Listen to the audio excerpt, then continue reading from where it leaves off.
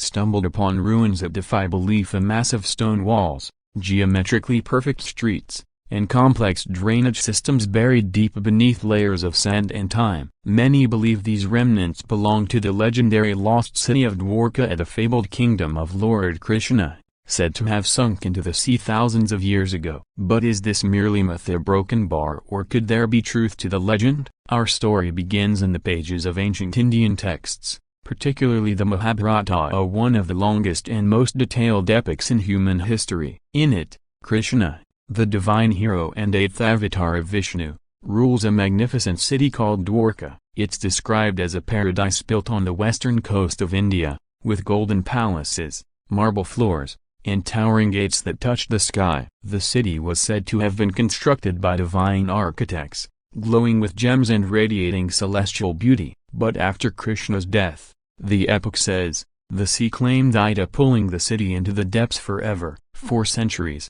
people considered this tale symbolic, a myth passed down to explain moral truths rather than actual events. But in 1988, something remarkable happened. The National Institute of Oceanography in India sent an archaeological team to the Gulf of Combat, a region not far from modern-day Dwarka. Using sonar technology, they detected symmetrical structures beneath the seafloor: grids, pillars, and what seemed to be remnants of streets and buildings arranged in a deliberate pattern. It was as if an entire city had once stood there. When divers descended into the murky waters, they were stunned. They saw massive stone blocks, precise right angles, and signs of human craftsmanship. Samples taken from the site as ceramic fragments, carved wood, and pieces of Tulsa were sent for carbon dating. The results were staggering. Some samples dated back to nearly 9,000 years ago, long before any known civilization in that region was believed to have existed. If accurate,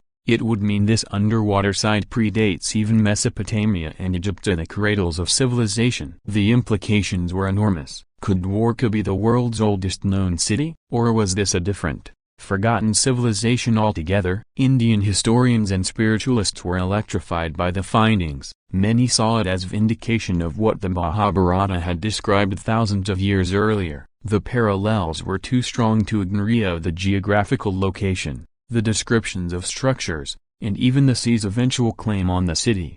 Archaeologist S.R. Rao, who led the underwater excavations, became one of the strongest proponents of the idea that this was indeed the ancient city of Dwarka. His team found foundations of what seemed to be massive fort walls, harbor docks, and even circular enclosures resembling defensive towers. They uncovered seals bearing symbols identical to those used in the Indus Valley civilization, hinting at a possible cultural connection, or perhaps, that Dwarka was an earlier civilization from which the Indus Valley later emerged. But as always, mystery invites controversy. Not all scholars were convinced. Some argued that the dating results might be misleading, or perhaps the wooden samples had drifted from older layers, or the structures were natural formations mistaken for human architecture. Others questioned why no definitive inscriptions or artifacts directly linking the site to Krishna or the Mahabharata had been found. Skeptics warned against mixing mythology with science, yet even they could not deny that something unusual was buried beneath the waves. Over the following decades, more expeditions were carried out. Newer technologies, like sub-bottom profiling and marine magnetometers, revealed even clearer images of rectangular and circular structures aligned in a grid-like formation. Divers retrieved pottery, anchors, and stone Tulsa, evidence of a thriving maritime settlement. Some artifacts suggested the presence of advanced engineering skills, such as stone anchors with multiple holes, implying organized naval activities. Ancient texts had long claimed that Dwarka was a city with busy ports and vibrant trade with faraway lands. Now, the archaeological findings seemed to echo those ancient claims. And it wasn't just the ruins that sparked fascination, it was the sheer alignment between myth and science. The Mahabharata gives remarkably specific details about Dwarka: that it was connected to the mainland by a bridge, that it had a bustling harbor, and that it was built on land reclaimed from the sea.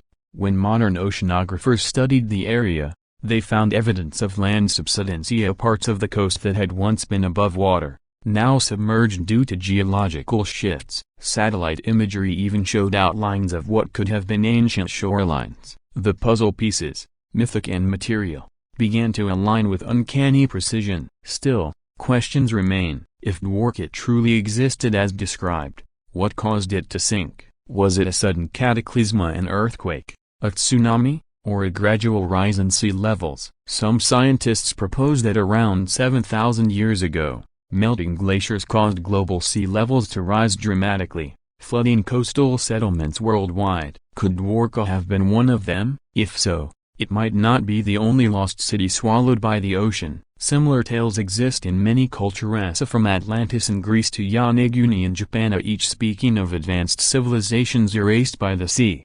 For believers, the story goes even deeper. The submersion of Dwarka isn't just geological, it's spiritual. According to the Mahabharata, after Krishna's passing, his purpose on earth was fulfilled, and the city's destruction symbolized the end of an era, the closing of the Dvapara Yuga, an age of divine presence. The sea swallowing Dwarka wasn't a tragedy, it was destiny. In this interpretation, the discovery of the ruins isn't just an archaeological event, it's the resurfacing of ancient cosmic history.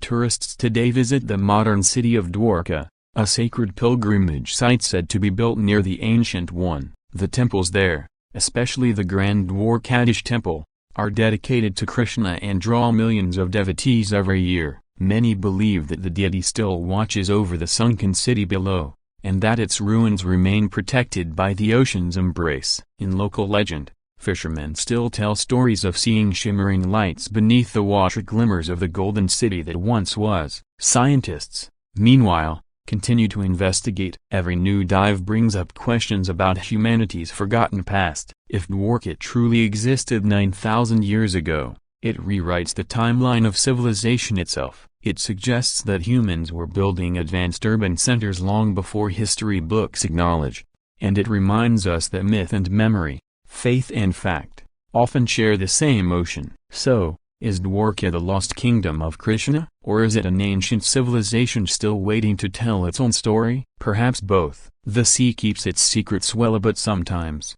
the tide brings fragments of truth back to the surface, and when we listen closely, through the rush of waves and whispers of stone, we may yet hear the echoes of a city that refused to be.